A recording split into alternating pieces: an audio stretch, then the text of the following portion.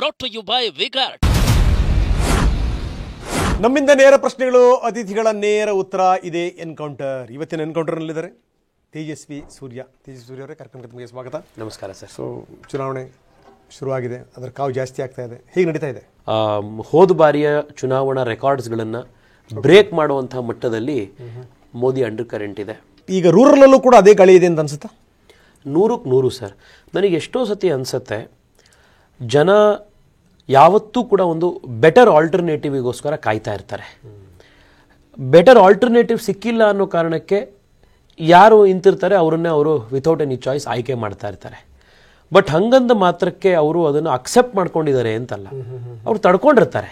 ಸರಿಯಾದಂಥವ್ರು ಇಲ್ಲ ಅಂತ ಹೇಳಿ ಬಿಡಪ್ಪ, ಅಟ್ಲೀಸ್ಟ್ ಇವ್ರಿಗಾದ್ರೂ ಓಟ್ ಹಾಕೋಣ ಅಂತ ಹೇಳ್ಬಿಟ್ಟು ಓಟ್ ಹಾಕ್ತಾ ಇರ್ತಾರೆ. ಇವತ್ತು ನರೇಂದ್ರ ಮೋದಿಯವರು ಇಡೀ ರಾಜಕಾರಣದಲ್ಲಿ ಒಂದು ಹೊಸ ಬದಲಾವಣೆ ತಂದಿದ್ದಾರೆ sir. Performance based politics. Soumya ಅವರ ವಿರುದ್ಧ ನೀವು ಕೇಸನ್ನು ಕೂಡ ಹಾಕಿದಿರಿ. ಇದು ತಗೊಳ್ಳೋಣ. ಇದು ಇನ್ವರ್ಟರ್ ಎಸಿ. ನೀವು ಗ್ಯಾಮ್ಲರ್ ಅಲ್ವಾ? ಗ್ಯಾಮ್ಲರ್ ಜೂಜಾಡ್ತಿರಲ್ವಾ? ನೀವು ಜೂಜಾಡ್ತೀರಾ? ಇಲ್ಲ, ಯಾರು ಏನು ಹೇಳಿದ್ರು ಅಂತ ನೀನು ಎಷ್ಟು ಕಾಸ್ಟ್ಲಿ ಹಾಗೂ ಡೆಲಿಕೇಟ್ ಎಸಿ ತಗೊಂಡು ಸ್ಟೆಬಿಲೈಸರ್ ತಗೊಳ್ಳಿಲ್ಲ ಅಂದ್ರೆ ಇದು ಜೂಜಾಟ ತಾನೇ. ಒಂದೇ ಫ್ಲಕ್ಚುಯೇಷನ್ ಗೆ ನಿಮ್ಮ ಇನ್ವರ್ಟರ್ ಎಸಿಯ ಪಾರ್ಟ್ಸ್ ಡ್ಯಾಮೇಜ್ ಆಗಬಹುದು. ಅದನ್ನು ವಿಗಾರ್ಡ್ ಉಪಯೋಗಿಸಿ ಸುರಕ್ಷಿತವಾಗಿರಿಸಿ. V-Guard, India's number 1 stabiliser. ಏನದ ಕತೆ? ಒಬ್ಬ ಮತದಾರ ನಾವೇನ್ ಅನ್ಕೊಂಡಿದ್ವಿ, ಫೂಲ್ ಅವನು ಮತದಾರ ಅನ್ನೋನು, ಅವನು ಮೂರ್ಖನ. We are insulting the intelligence of the voter. ಈಗ ಹೋಗ್ಬಿಟ್ಟು ನಿನ್ನ ಹತ್ರ ನೋಡಪ್ಪ, ನೀನು ಆಧಾರ್ ಕಾರ್ಡ್ ಕೊಡು, ವೋಟರ್ ಐಡಿ ಕಾರ್ಡ್ ಕೊಡು, ಇದನ್ನ ಕಟ್ ಮಾಡ್ಕೊ, ನೀನು 4ನೇ ತಾರೀಕು ಮೇಲೆ ನೀನು ಕಾಂಗ್ರೆಸ್ ಆಫೀಸಿಗೆ ಬಾ, ನೀನು ಅಲ್ಲಿಗೆ ಹೋಗು, ನಿನಗೆ ಬಾಂಡ್ ಸಿಗುತ್ತೆ 1 ಲಕ್ಷ ರೂಪಾಯಿ ಅಂತ. ಪಾಪ ಕಷ್ಟದಲ್ಲಿರುವಂಥ ಬಡವರಿಗೆ ಹೋಗ್ಬಿಟ್ಟು ಈ ಥರ ಸುಳ್ಳು ಹೇಳಿದ್ರೆ ಅವನಿಗೆ ರಾಜಕೀಯದ ಮೇಲೆ, ರಾಜಕಾರಣಿಗಳ ಮೇಲೆ, ಪಾರ್ಟಿಗಳ ಮೇಲೆ ನಂಬಿಕೆ ಬರುತ್ತಾ? ಸೊ ಇಂಥ ಬಾಂಡ್ಗಳೆಲ್ಲ, ಇಂಥ ಆಶ್ವಾಸನೆಗಳೆಲ್ಲ ವರ್ಕ್ ಆಗುತ್ತೆ ಅಂತ ಅನ್ಸಲ್ವ ನಿಮಗೆ? ಸರ್, ಚಾನ್ಸೇ ಇಲ್ಲ. ಜನ ಬದಲಾಗ್ಬಿಟ್ಟಿದ್ದಾರೆ, ಜನ ಬದಲಾಗಿದ್ದಾರೆ. ಕನಕ್ಪುರದಲ್ಲಿ ನಿನ್ನೆ ಒಂದು ವೈರಲ್ ವಿಡಿಯೋ ನೋಡ್ಲಿಲ್ವಾ ಸರ್ ನೀವು? 1000 ಜನ ಕೂತ್ಕೊಂಡ ರ್ಯಾಲಿಲಿ ಹೇಳ್ತಾ ಇದ್ದಾರೆ DKC ನೋಟು, ಡಾಕ್ಟರ್ಗೆ ಓಟು ಅಂತ. ಸೌಮ್ಯ ರೆಡ್ಡಿ ಅವ್ರ ಬಗ್ಗೆ ನಿಮ್ಮ ಅಭಿಪ್ರಾಯ ಏನು? ಕಾಂಗ್ರೆಸ್ನವ್ರು ಇವತ್ತು ತಲೆ ಕೆಡಿಸ್ಕೊಂಡಿರೋದು, ಕಾಂಗ್ರೆಸ್ನವ್ರು ಇವತ್ತು ಎಲೆಕ್ಷನ್ ಮಾಡ್ತಾ ಇರೋದು ಅವ್ರ ಮಂತ್ರಿಗಳ ಮಕ್ಕಳ ಲೈಫ್ ಸೆಟ್ಲ್ ಮಾಡೋಕ್ಕೆ, ಅವ್ರ ಮಂತ್ರಿಗಳ ಮಕ್ಕಳ ಲೈಫನ್ನು, ಭವಿಷ್ಯವನ್ನು ಕಾಪಾಡೋಕ್ಕೆ.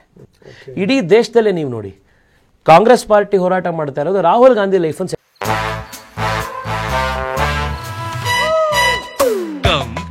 Come my love, please don't say no baby, come my love. V-Guard ನ air coolers extra large cooling pad ನೊಂದಿಗೆ ಇದು ಎಂತೆಂಥವರನ್ನು ಕೂಲ್ ಆಗಿಸುತ್ತೆ. V-Guard air coolers, long lasting cooling. Settle ಮಾಡಬೇಕು ಅಂತ. ಇಲ್ಲೂ ಒಂದು 12 ಸೀಟಲ್ಲಿ ಹೇಗಾದರೂ ಮಾಡಿ ಮಂತ್ರಿ ಮಕ್ಕಳುಗಳ ಲೈಫನ್ನು ಸೆಟ್ಲ್ ಮಾಡಬೇಕು ಅಂತ. ಇವರು ಅವ್ರವ್ರ ಮಕ್ಕಳ ಲೈಫ್ ಸೆಟ್ಲ್ ಮಾಡೋದ್ರ ಬಗ್ಗೆ ಭಾಳ ಚಿಂತತೆಯಿಂದ ಕೆಲಸ ಮಾಡ್ತಾ ಇದ್ದಾರೆ. ಅವ್ರಿಗೆ ಒಳ್ಳೇದಾಗಲಿ. ಸೊ ಹೋಗ್ಲಿ, ಈಗ ನಿಮ್ಮ ಪಾರ್ಟಿಲಿ ಎಲ್ಲ ಚೆನ್ನಾಗಿದೆಯಾ? ನಾನು ಕೇಳ್ತಿರುವಂಥದ್ದು ಏನಂದರೆ, ಒಂದು ಕಡೆಗೆ ಎತ್ತಿ ಏರಿಗಳಿತು ಅಂದರೆ ಇನ್ನೊಂದು ಕಡೆ ನೀರುಗಳಿತು ಅನ್ನೋ ರೀತಿಯಲ್ಲಿದೆ. ಕೆಲವರು ಬಂಡಾಯವಾಗಿ ನಾವು ಸ್ಪರ್ಧೆ ಮಾಡ್ತೀವಿ ಅಂತಾರೆ, ಮೋದಿ ಫೋಟೋ ಹಾಕತಿ ಹೋಗಿ ಅಂತಾರೆ. ಇನ್ನು ನಾವು ಕೊಪ್ಪಳದಲ್ಲಿ ನೋಡ್ತೀವಿ, ಕೊಪ್ಪಳದಲ್ಲಿ ಕರಡಿ ಸಂಗಣ್ಣ ಇದಕ್ಕಿದಂಗೆ ಹೋಗಿ ಅವರು ಕಾಂಗ್ರೆಸ್ನ ಅಪ್ಕೊಂಡ್ರು. ಈಗ ಅಲ್ಲಿ BJPಗೆ ಸೋಲೋ ಭೀತಿ ಎದುರಾಗಿದೆ. ದಾವಣಗೆರೆಯಲ್ಲಿ ಒಂದು ರಾದ್ಧಾಂತ, ಉತ್ತರ ಕನ್ನಡದಲ್ಲಿ ಇನ್ನೊಂದು ರಾದ್ಧಾಂತ. ಸೊ ಈ ನಿಮ್ಮದು ಕೂಡ ಈ ನೀವು ಮೋದಿ ಹೆಸರು ಹೇಳ್ಕೊಂಡು ಏನೇ ಒಗ್ಗಟ್ಟನ್ನು ಪ್ರದರ್ಶನ ಮಾಡಿದ್ರು ಕೂಡ ಅಲ್ಲಲ್ಲಿ ನಿಮಗೆ ಆ ದೋಸೆ ತೂತು ಅನ್ನುವಂಥದ್ದು ಕಾಣ್ತಾನೆ ಇದೆ. ಸರ್, ಸಮಸ್ಯೆಗಳು ಇಲ್ಲ ಅಂತ ಹೇಳಿದ್ರೆ ನಾನು ಸುಳ್ಳು ಹೇಳಿದಾಗತ್ತೆ. ಸಮಸ್ಯೆಗಳು ಸಹಜವಾಗಿ ಒಂದು ಪೊಲಿಟಿಕಲ್ ಪಾರ್ಟಿ ಅಂತಂದಾಗ 4 ಜನ ಕೆಲಸ ಮಾಡೋಕ್ಕೆ ಬರ್ತಾರೆ ಒಟ್ಟಿಗೆ ಅಂದಾಗ ಸಮಸ್ಯೆಗಳು ಇದ್ದೇ ಇರ್ತವೆ. ಎಷ್ಟು ಗೆಲ್ತೀರಿ? 24ರಿಂದ 25ರಲ್ಲಿ ಕಂಫರ್ಟಬಲ್ ಆಗಿ ಗೆಲ್ತಿದ್ದೀವಿ. 24ರಿಂದ 25 100%. ಮೋದಿಯವರ ಓಡಾಟ ಶುರು ಆದಮೇಲೆ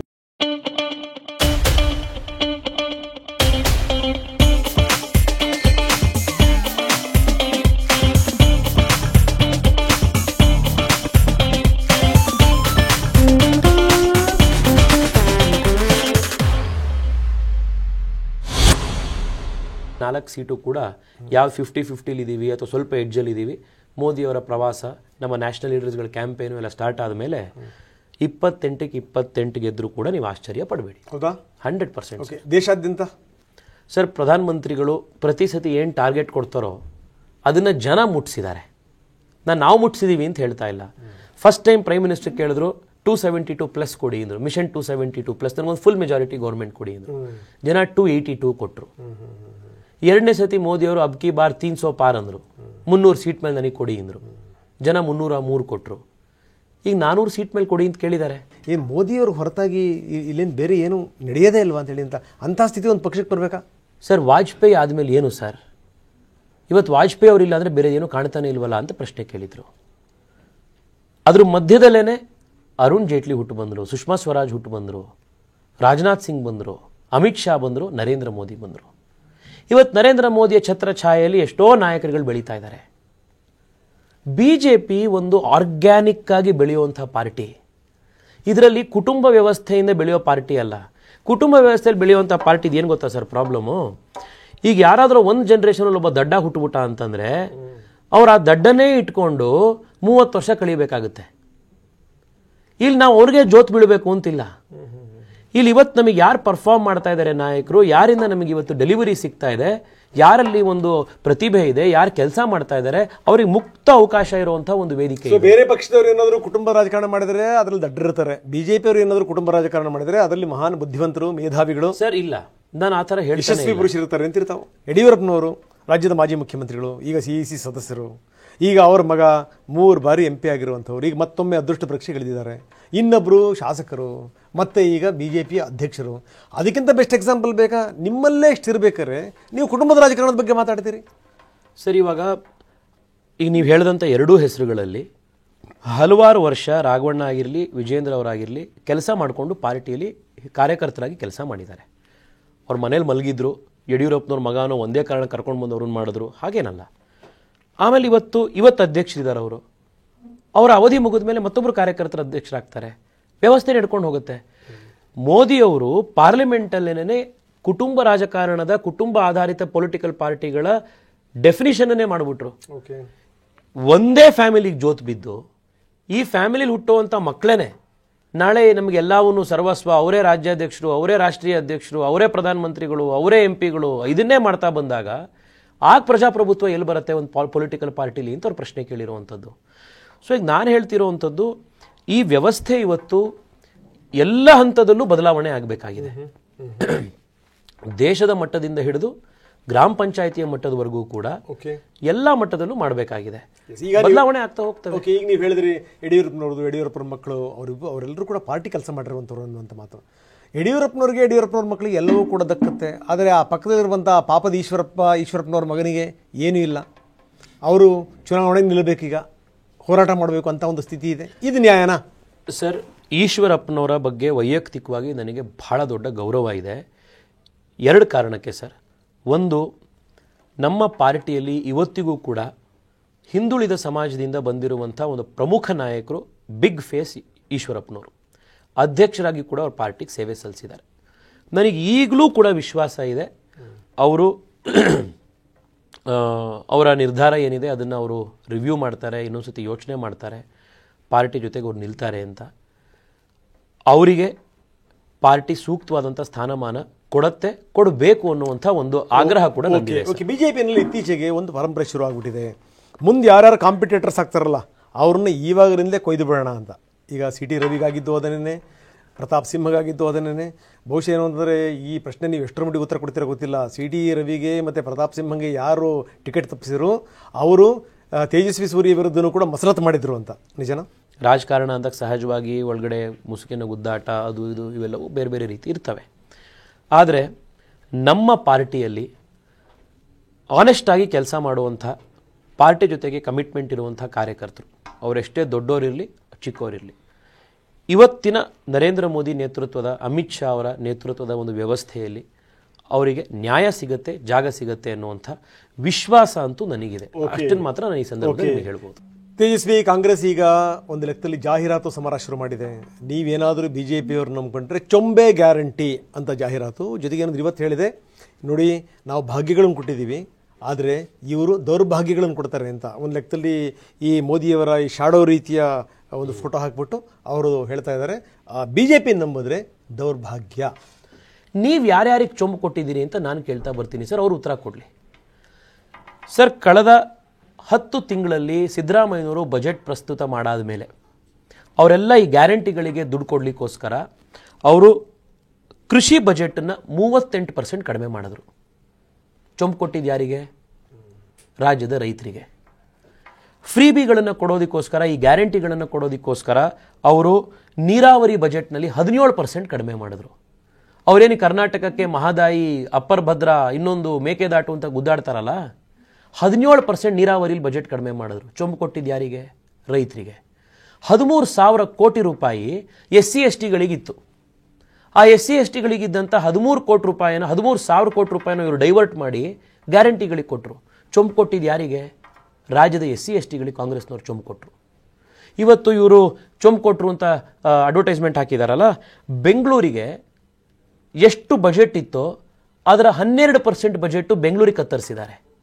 ಇವತ್ತು ಬೆಂಗಳೂರಲ್ಲಿ ನೀರಿಲ್ಲ, ಬೆಂಗಳೂರಲ್ಲಿ ರಸ್ತೆ ಗುಂಡಿ ಮುಚ್ಚಕ್ಕೆ ಇವತ್ತು MLAಗಳಿಗೆ ₹1 ನಯಾ ಪೈಸಾ ದುಡ್ಡು ಕೊಟ್ಟಿಲ್ಲ.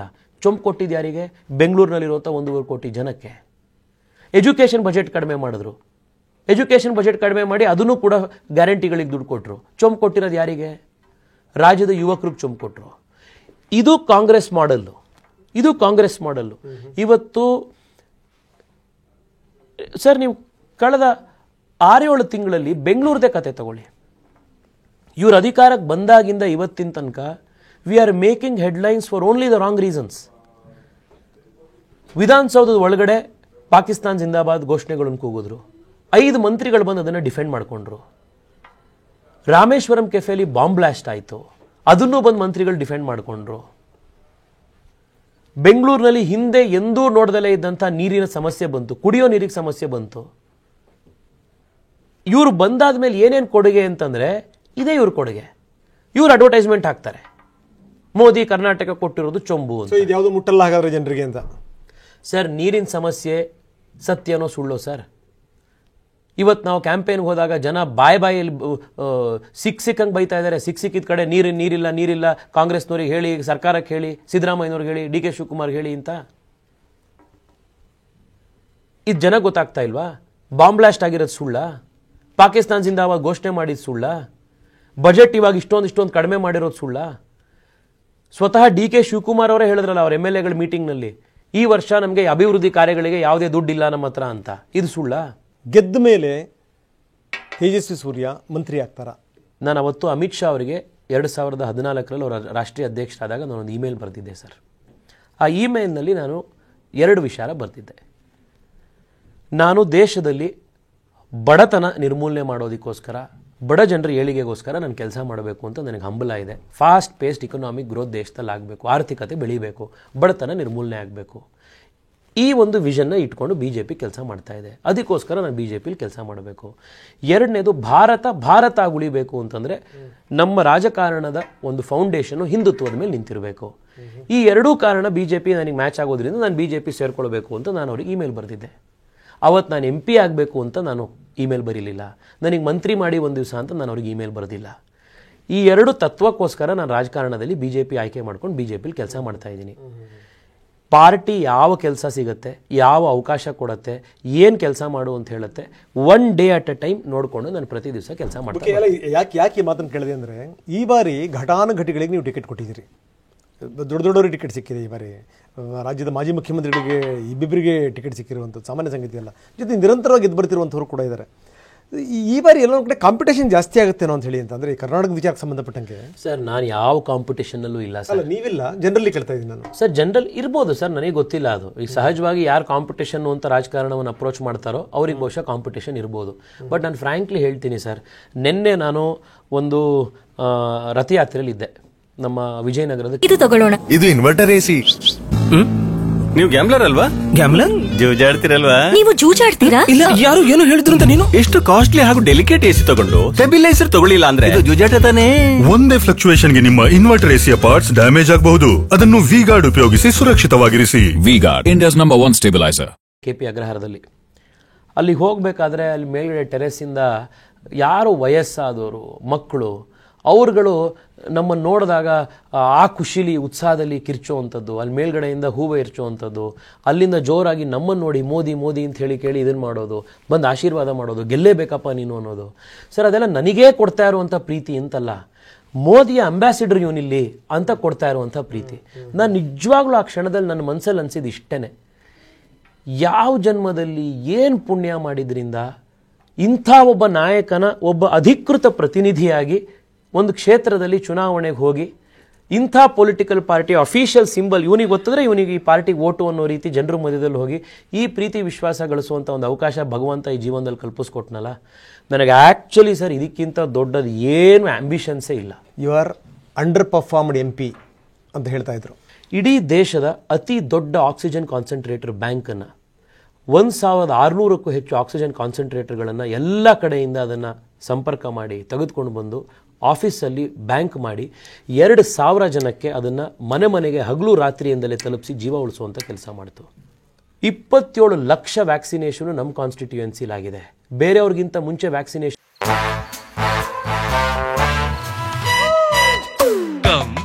Come, my love, please don't say no, baby. Come, my love. V-Guard ನ air coolers extra large cooling pad ನೊಂದಿಗೆ ಇದು ಎಂತೆಂಥವರನ್ನು ಕೂಲ್ ಆಗಿಸುತ್ತೆ. V-Guard air coolers, long lasting cooling. Provide ಮಾಡಿ ನಮ್ಮಲ್ಲಿ ಶುರು ಮಾಡಿಸಿದ್ವಿ. 4 ಲಕ್ಷ ಜನಕ್ಕೆ ರೇಷನ್ ಕಿಟ್ಟು, ಮನೆ ಮನೆಗೆ ಮಾತ್ರೆ. ಇದು ಕೋವಿಡ್ ಟೈಮ್ನಲ್ಲಿ ಆಗಿದ್ದು. ಕಳೆದ 5 ವರ್ಷದಲ್ಲಿ ಕೋವಿಡ್ ನಂತರ ಬೆಂಗಳೂರಿಗೆ ಬೇಕಾದಂಥ ದೊಡ್ಡ ಇನ್ಫ್ರಾಸ್ಟ್ರಕ್ಚರ್ ಪ್ರಾಜೆಕ್ಟ್ಗಳು 40 ವರ್ಷದಿಂದ ಸಬರ್ಬನ್ ರೈಲ್ ಪೆಂಡಿಂಗ್ ಇತ್ತು ಸರ್.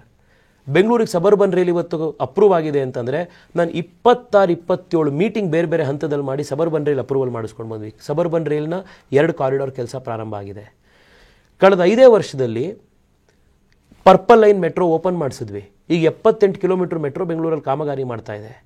ಯೆಲ್ಲೋ ಲೈನ್ ಮೆಟ್ರೋ ಇದೇ ವರ್ಷ RV ರೋಡಿಂದ ಬೊಮ್ಮಸಂದ್ರಕ್ಕೆ ಹೋಗುವಂಥ ಮೆಟ್ರೋ ಇದೇ ವರ್ಷ ಸೆಪ್ಟೆಂಬರ್ ಅಕ್ಟೋಬರಲ್ಲಿ ಪ್ರಾರಂಭ ಆಗುತ್ತೆ. ಅದನ್ನು ಒಟ್ಟಿಗೆ ತರಕ್ಕೆ ಚೈನಾದಿಂದ ಬಂದಂಥ ಇಂಜಿನಿಯರ್ಸ್ಗಳು, ಅವರ ವೀಸಾ, BMRCL MD, ಟೀಟಾಗರು, railway ministry, urban affairs ministry ಇವರ ಜೊತೆ ಕೋಆರ್ಡಿನೇಟ್ ಮಾಡಿ ಮಾಡಿದಂಥ ಕೆಲಸ. 75 ಕಿಲೋಮೀಟರ್ ಏರ್ಪೋರ್ಟ್ ಲೈನ್ನ ಸ್ಯಾಂಕ್ಷನ್ ತೆಗೆದುಕೊಂಡು ಬಂದಿದ್ದು. STRR ಬೆಂಗಳೂರಿನ ಸುತ್ತಮುತ್ತ ಇರುವಂಥ ಸ್ಯಾಟಲೈಟ್ ಟೌನ್ ರಿಂಗ್ ರೋಡ್ ಪ್ರಾಜೆಕ್ಟನ್ನು ಶುರು ಮಾಡಿಸಿ 80 ಕಿಲೋಮೀಟರ್ ಶುರು ಮಾಡಿಸಿದ್ದು. ಬೆಂಗಳೂರು ಸುರಕ್ಷಿತವಾಗಿರಬೇಕು ಅಂತ ಬೆಂಗಳೂರಿಗೆ ಅಮಿತ್ ಶಾ ಅವರನ್ನು ಭೇಟಿ ಮಾಡಿ NIA ಆಫೀಸನ್ನು ತೆಗೆದುಕೊಂಡು ಬಂದೆ. ಇವತ್ತು ರಾಮೇಶ್ವರಂ ಕೆಫೆ ಅರೆಸ್ಟ್ ಆಗಿದ್ರೆ ಅದು ಬೆಂಗಳೂರಿಗೆ NIA ಬಂದಿದ್ದರಿಂದ ಕಾರಣ. ನಮ್ಮ ಕಾನ್ಸ್ಟಿಟ್ಯೂಯೆನ್ಸಿಯಲ್ಲಿ ಅತಿ ಹೆಚ್ಚು ಜನೌಷಧಿ ಕೇಂದ್ರ ಇರುವಂಥ ನೆಟ್ವರ್ಕು. ಬೇರೆ ಕಡೆ 100 ರೂಪಾಯಿ ಮಾತ್ರ ಸಿಕ್ಕರೆ ಜನೌಷಧಿ ಕೇಂದ್ರದಲ್ಲಿ 30 ರೂಪಾಯಿ ಮಾತ್ರ ಸರ್. 14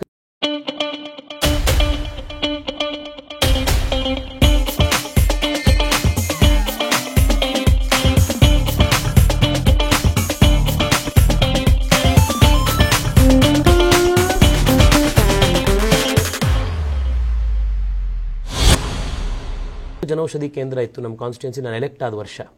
ಇವತ್ತು 132 ಜನೌಷಧಿ ಕೇಂದ್ರ ಇದೆ. ಇಡೀ ಇಂಡಿಯಾದಲ್ಲಿ ಅತಿ ಹೆಚ್ಚು ಜನೌಷಧಿ ಕೇಂದ್ರ ಇರುವಂತ ಕಾನ್ಸ್ಟಿಟ್ಯೂನ್ಸಿ ಅಂದ್ರೆ ಬೆಂಗಳೂರು ಸೌತ್. ನಮ್ಮ ಕನಕಪುರ ರೋಡ್ 132 ಇದೆ. ಫ್ಯಾಕ್ಟ್ ಚೆಕ್ ಮಾಡಿಸಿ ಸರ್, ದಯವಿಟ್ಟು ಮಾಡಿಸಿ. ನಮ್ಮ ವೆಬ್ಸೈಟ್ ಅಲ್ಲೇ ಇದೆ. 100th ಜನೌಷಧಿ ಕೇಂದ್ರನ ಓಪನ್ ಮಾಡಿದಾಗ ಪ್ರೈಮ್ ಮಿನಿಸ್ಟರ್ ಟ್ವೀಟ್ ಮಾಡ್ತಾರೆ ಕಂಗ್ರ್ಯಾಚುಲೇಷನ್ಸ್ ಅಂತ ಹೇಳಿ. ಫ್ಯಾಕ್ಟ್ ಚೆಕ್ ಮಾಡಿಸಿ, ದಯವಿಟ್ಟು ಮಾಡಿಸಿ. ನಮ್ಮ ಕನಕಪುರ ರೋಡ್ನಲ್ಲಿ ಒಬ್ಬ ಬಿಲ್ಡರು, ಮಂತ್ರಿ ಬಿಲ್ಡರ್ಸು ಜನರಿಂದ 2012ರಲ್ಲಿ ಒಂದು 2,000 ಜನಕ್ಕೆ ಮನೆ ಕಟ್ಟಿಸ್ಕೊಡ್ತೀವಿ 2014-15 ಒಳಗಡೆ ಅಂತ ಹೇಳಿ 2,000 ಜನರಿಂದ ಮನೆ ಕಟ್ತೀವಿ ಅಂತ ದುಡ್ಡಿಸ್ಕೊಂಡು ದುಡ್ಡು ಕೊಡದಲ್ಲೇ ಇದ್ದಾಗ, ಮನೆ ವಾಪಸ್ ಕೊಡದಲ್ಲೇ ಇದ್ದಾಗ, ಕನ್ಸ್ಟ್ರಕ್ಷನ್ ಕೆಲಸ ಶುರು ಮಾಡದಲ್ಲೇ ದೇಶ ಬಿಟ್ಟು ಓಡೋಗ್ತೀವಿ ಅನ್ನುವಂಥ ಭಯ ಇದ್ದಾಗ ಅವ್ರ ಮೇಲೆ ಕ್ರಿಮಿನಲ್ ಪ್ರಾಸಿಕ್ಯೂಷನ್ ಮಾಡಿಸಿ ಕೇಂದ್ರ ಸರ್ಕಾರದ ಸ್ವಾಮಿ ಫಂಡ್ ಇಂದ 1,500 ಕೋಟಿ ರೂಪಾಯಿ ಬಿಡುಗಡೆ ಮಾಡಿಸಿ 2 ವರ್ಷದಲ್ಲಿ ಮನೆ ನಿರ್ಮಾಣ ಮಾಡಿಸಿ 2,000 ಮನೆಗಳ ಸಾಮೂಹಿಕ ಗೃಹ ಪ್ರವೇಶ ಮಾಡಿಸಿ ಇವತ್ತು ಅವ್ರ ಜನ ಉಳಿಸಿದ್ದೀವಿ. ಒಳ್ಳೆ ಪಾಯಿಂಟ್ ಹೇಳಿದೆ. ನಾನು ಇದಕ್ಕೆ ಪೂರ್ವಕವಾಗಿ ಇನ್ನೊಂದು ಪ್ರಶ್ನೆ ಕೇಳ್ತೀನಿ. ನೀವು ಮಂತ್ರಿ ಬಿಲ್ಡರ್ಸ್ನವ್ರು ಮೋಸ ಮಾಡಿದಂಥ ಸಂದರ್ಭದಲ್ಲಿ ಎಷ್ಟರ ಮಟ್ಟಿಗೆ ಮನೆ ಕಟ್ಟಿಸ್ಕೊಟ್ವಿ, ಎಷ್ಟರ ಮಟ್ಟಿಗೆ ಸಾಮೂಹಿಕ ಗೃಹ ಪ್ರವೇಶ ಮಾಡಿದ್ವಿ ಅಂತ ಮಾತನ್ನು ಹೇಳಿದ್ರಿ. ಅದೇ ಈ ರಾಘವೇಂದ್ರ ಕೋಆಪರೇಟಿವ್ ಬ್ಯಾಂಕ್ನವರು ಒದ್ದಾಡ್ತಾ ಇದ್ದಾರೆ, ಸಾಯ್ತಾ ಇದ್ದಾರೆ, ಭಿಕ್ಷೆ ಎತ್ತಬೇಕಂತ ಸ್ಥಿತಿ ಬಂದಿದೆ. ಅಂಥವ್ರ ಬಗ್ಗೆ ಏನು ಮಾಡ್ತಾ ಇಲ್ಲ ಅನ್ನುವಂಥ ನೇರ ಆರೋಪ ನಿಮ್ಮ ಮೇಲಿದೆ. ಹೈಕೋರ್ಟ್ನಲ್ಲಿ ಕರಿ ಕೋರ್ಟ್ ಹಾಕಿ ಹೋಗಿ ಆರ್ಗ್ಯೂ ಮಾಡಿದವರು ಯಾರು? ನಾನು. ಡೆಪಾಸಿಟರ್ಸ್ ಪರವಾಗಿ ಕೇಸ್ ಹಾಕಿ, ಅವ್ರ ಪರವಾಗಿ ವಕಾಲತ್ ಹಾಕಿ 3 ಹಿಯರಿಂಗಲ್ಲಿ ಪಾರ್ಟಿಸಿಪೇಟ್ ಮಾಡಿ ಡೆಪಾಸಿಟರ್ಸ್ ಇಂಟ್ರೆಸ್ಟ್ ಪ್ರೊಟೆಕ್ಟ್ ಆಗಬೇಕು ಅಂದರೆ ಅಡ್ಮಿನಿಸ್ಟ್ರೇಟರ್ ಬರಬೇಕು ಅಂತ ಅಡ್ಮಿನಿಸ್ಟ್ರೇಟರ್ ಹಾಕ್ಸಿದ್ದು ನಾನು. ಎಷ್ಟು ಸಿಕ್ಕಿದೆ ಸರ್? 758 ಕೋಟಿ ರೂಪಾಯಿ 758 ಕ್ರೋರ್ಸ್ ಕೇಂದ್ರ ಸರ್ಕಾರದಿಂದ DICGC ತಗೊಂಡ್ಬಂದಿದ್ದೀನಿ. 80% ಡೆಪಾಸಿಟರ್ಸಿಗೆ ಅವ್ರು ಎಷ್ಟು ದುಡ್ಡು ಇಟ್ಟಿದ್ರು ಅಷ್ಟು ದುಡ್ಡು ವಾಪಸ್ ಬಂದ್ಬಿಟ್ಟಿದೆ. ಮೊನ್ನೆ ನಡೆದಂಥ ಚಿಂತನ ಮಂಥನ ಸಭೆಯಲ್ಲಿ ಇವರು ಹಲ್ಲೆ ಮಾಡುವಷ್ಟರ ಮಟ್ಟಿಗೆ ಮುಂದಕ್ಕೆ ಹೋಗ್ತಾರೆ. ಇಷ್ಟು ವರ್ಷ ಯಾಕೆ ನಾ ಪ್ರಶ್ನೆ ಕೇಳ್ತಾ ಇರೋದು? ಇಷ್ಟು ವರ್ಷ ಅಧಿಕಾರದಲ್ಲಿ ಇದ್ರಲ್ಲ ಕಾಂಗ್ರೆಸ್ನವರು 60-65 ವರ್ಷ. ಕೋಆಪರೇಟಿವ್ ಬ್ಯಾಂಕ್ಗಳನ್ನು ನೇರವಾಗಿ RBIನ ಕಂಟ್ರೋಲ್ಗಡೆ ತಗೊಂಬರೋದಕ್ಕೆ ಕಾನೂನು ಇವ್ರು ಯಾಕೆ ಮಾಡಿರಲಿಲ್ಲ ಇಷ್ಟು ವರ್ಷ? ನೋಡಿ, ನೀವು ಇದೇ ರೀತಿಯ ಸ್ಥಿತಿಗತಿಗಳು ಮುಂದುವರೆದ್ರೆ ಅವರ ಕಣ್ಣೀರಲ್ಲಿ ನೀವು ಕೊಚ್ಕೊಂಡು ಹೋಗ್ಬಿಡ್ತೀರಿ. ನೀವು ಅವ್ರ ಉಸಿರು ನಿಮಿತ್ ಹಾಕ್ತಾನೆ ಇರಲ್ಲ. ಸರ್, ಈ ಬ್ಯಾಂಕಲ್ಲಿ ಇವರೆಲ್ಲ ದುಡ್ಡಿಟ್ಟಿದ್ರಲ್ಲ, ಯಾವಾಗ ಡೆಪಾಸಿಟರ್ಸ್ ಹೋಗಿ ಬ್ಯಾಂಕಲ್ಲಿ ದುಡ್ಡಿಟ್ಟರು ಆವಾಗ ಬಹುಶಃ ನಾನು ಹುಟ್ಟೇ ಇರಲಿಲ್ಲ. ನಾನು ಸ್ಕೂಲಲ್ಲಿದ್ದೆ. 15 ವರ್ಷ 20 ವರ್ಷ ಈ ಬ್ಯಾಂಕ್ ನಡೆಸ್ಕೊಂಡು ಹೋಗಿದೆ. ಬ್ಯಾಂಕ್ ಯಾವುದೋ ಕಾರಣಕ್ಕೆ ದಿವಾಳಿ ಆಗಿದೆ. ಅವ್ರದ್ದು ಯಾರೋ ಅವ್ಯವಹಾರ ಮತ್ತೊಂದು ಇನ್ನೊಂದು ಕಾರಣಕ್ಕೆ ಅವ್ರ ಮೇಲೆ ಕೇಸಸ್ಗಳು ನಡೀತಾ ಇದೆ. ಅವ್ರ ಮೇಲೆ ಇಡಿ ಕೇಸ್ಗಳು ನಡೀತಾ ಇದೆ, ಅವ್ರ ಮೇಲೆ CID ಕೇಸ್ ನಡೀತಾ ಇದೆ. ಯಾರು ಅದನ್ನೆಲ್ಲ ನಡೆಸಿರೋದು ಕೇಸ್ಗಳು ಹಾಕಿ ಅಂತ? ನಾ ಹಾಕ್ಸಿರುವಂಥದ್ದು ಕೇಸ್ಗಳನ್ನು. ರಾಜ್ಯ ಸರ್ಕಾರ ನಮ್ದಿದ್ದಾಗ CID ಕೇಸ್ಗಳನ್ನು ಹಾಕ್ಸಿರುವಂಥದ್ದು. 80% ಜನರಿಗೆ ಈಗಾಗಲೇ ನಾವು ಹಣನ ವಾಪಸ್ ಕೊಟ್ಟಿದ್ದೀವಿ ಠೇವಣಿನ ಅನ್ನುವಂಥ ಮಾತನ್ನು ಹೇಳಿದ್ರಿ ತಾವು. ಇನ್ನು 20% ಜನರಿಗೆ ಯಾವಾಗ ನ್ಯಾಯ ಸಿಗುತ್ತೆ ಅಂತ ಸರ್ ಪ್ರಯತ್ನಗಳು ನಡೀತಾ ಇದೆ, ಎಫರ್ಟ್ಗಳು ನಡೀತಾ ಇದೆ. ಇತ್ತೀಚಿನ ದಿನಗಳಲ್ಲಿ ಯಾಕೋ ಸ್ವಲ್ಪ ಡಲ್ ಆಗಿರಿ ಅಂತ ಹೇಳಿ ಅಂತ ಯಾಕೋ. ಈಗ ನೀವು ಆಕ್ಟಿವ್ ಅಂತಂದ್ರೆ ನೀವು ಪರಿಗಣಿಸಬೇಕಾಗಿರೋದು ಯಾವ್ದು ಆಧಾರದ ಮೇಲೆ? ಹೋರಾಟಗಳಾಗಿರ್ಬೋದು ಕೆಲವೊಂದು. ಸರ್ ಇವಾಗ ಈಗ ನೀರಿನ ಹೋರಾಟಗಳಾಗ್ತಾ ಇದೆ, ನೀರಿಂದು ಜನ ಹಿಂಗ್ ಗೊತ್ತಾ. ಒಂದ್ ಸೆಕೆಂಡ್ ಸರ್, ನೀರಿಂದ ಇಶ್ಯೂ ಬಂತು.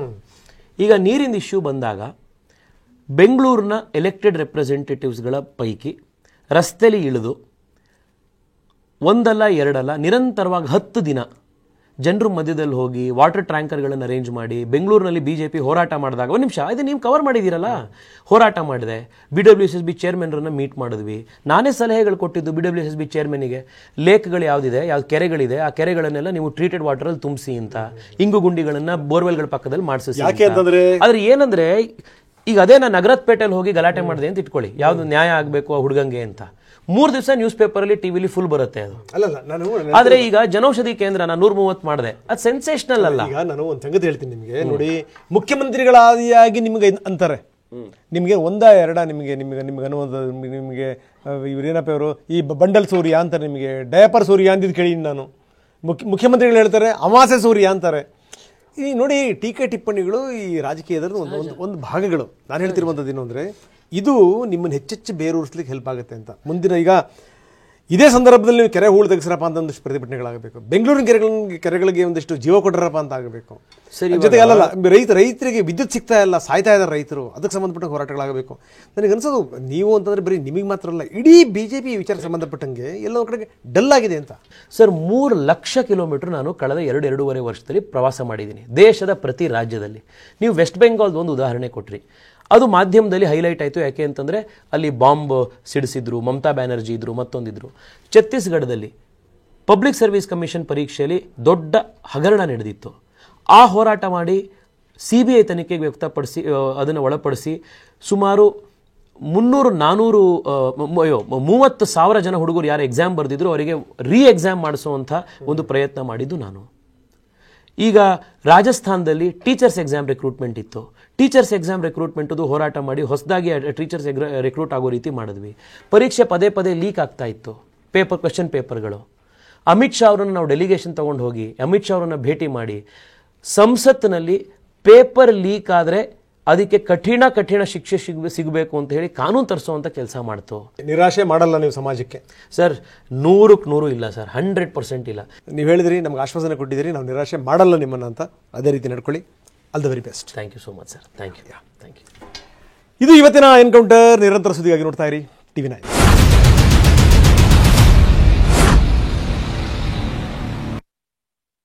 Brought to you by Vigard.